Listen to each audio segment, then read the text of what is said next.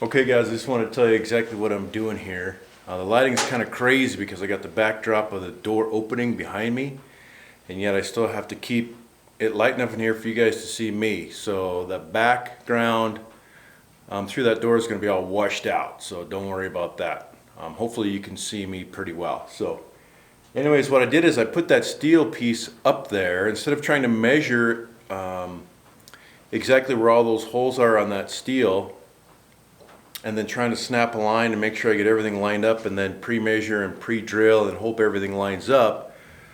I like to use templates, and for me the template for where those holes go is already made.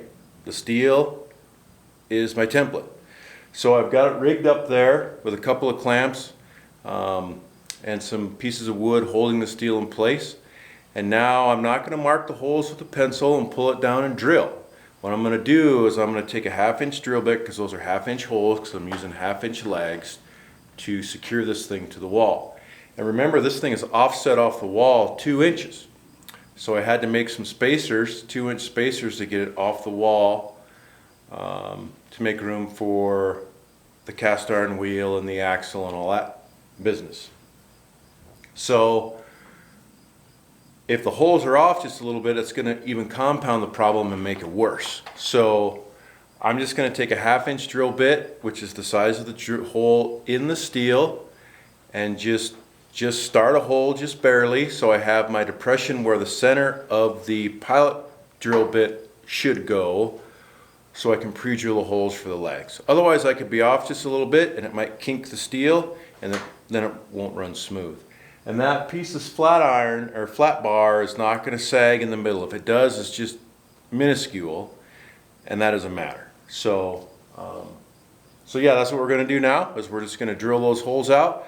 I'll leave that steel in place probably the whole time, and then we'll shim it out and get it bolted in place. And that is the main track for the 2 barn doors. And you'll see how it comes together in just a minute.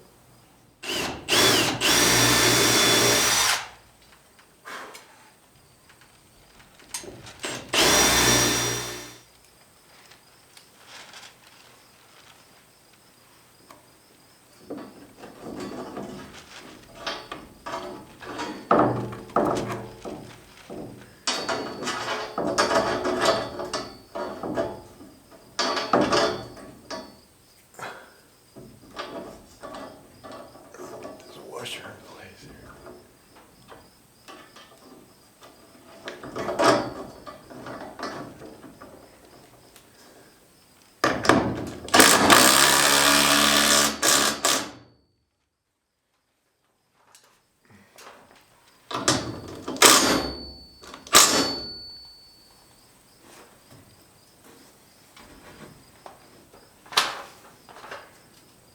They'll all be offset just like this. And that gives me clearance for all the other door hardware.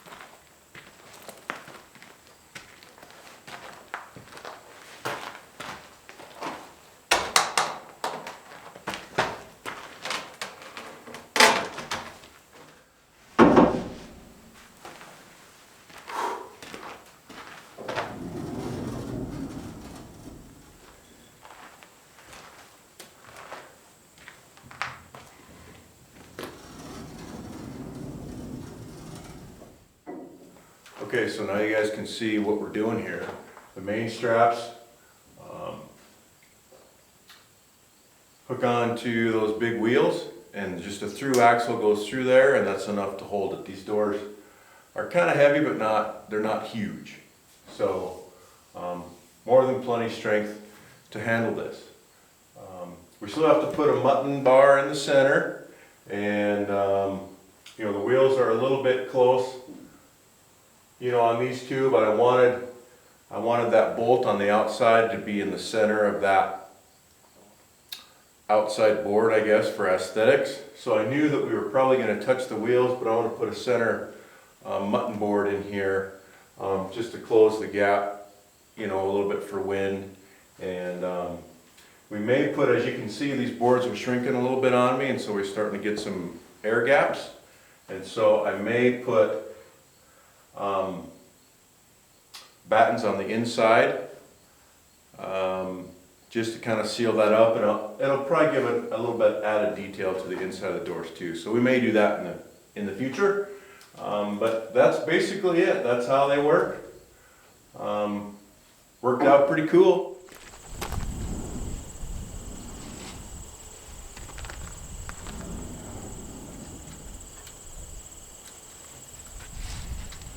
Well, there they are from the outside. As you can see, we use the old school hardware, the square-headed bolts, which look pretty cool on that outside.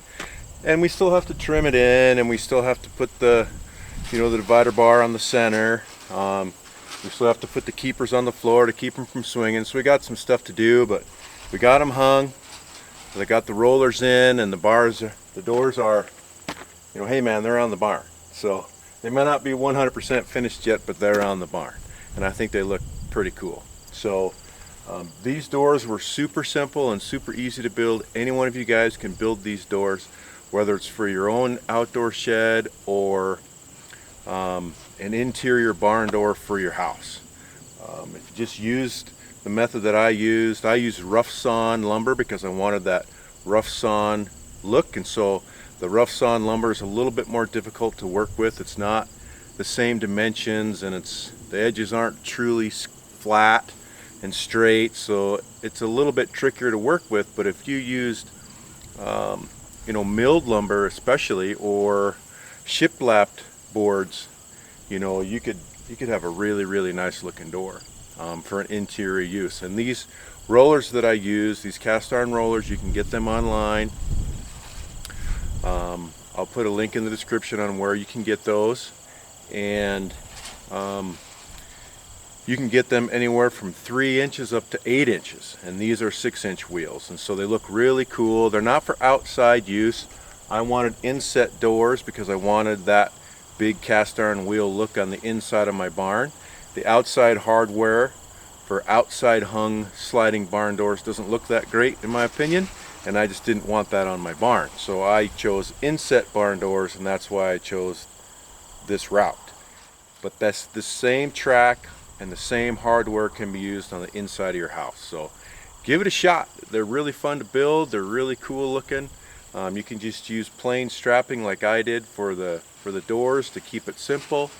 I may even change it up, and once I get the forge going in here, I may hand forge some new straps for the door with a hoop in it or something. So who knows what the future holds for the timber frame barn. But man, I tell you what, we're about 99% done with this thing. And I know it's taken me a long time to do this. And some of you have mentioned that, you know, just the videos don't show very much progress each time. And that's kind of how I'm doing this. I'm doing this building as I have time, and I'm bringing you along with the small projects to get it completely done little by little as I do them.